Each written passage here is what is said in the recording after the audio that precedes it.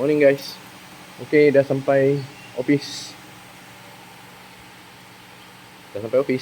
Alright, jom masuk. Hari ni nak buat video pendek je sebenarnya. Nak cakap pasal Rotek. Sekarang ni masih ramai lagi yang tak tahu. Start daripada 1 bulan Februari tahun 2026, memang dah tak ada rotek fizikal untuk kenderaan-kenderaan persendirian.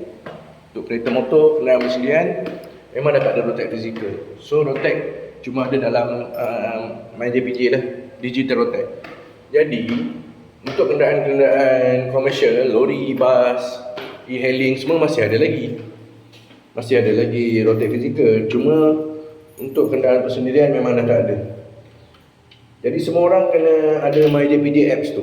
Kena download MyJPJ apps. Untuk anak-anak yang mak ayah dah tua, yang dah tak berapa familiar dengan benda-benda digital ni, korang kena tolong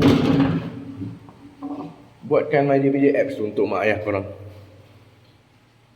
Memang kena ada. Siapa yang ada kenderaan, ada kereta, ada motor, memang kena wajib ada MyJPJ apps tu. Sebab rotek sekarang semua rotek digital. So itu je nak bagi tahu. Wajib ada So anak-anak tolong mak ayah yang tak tahu macam mana nak buat tu, tolong buatkan MyJPJ apps. So itu je. Bye. Assalamualaikum.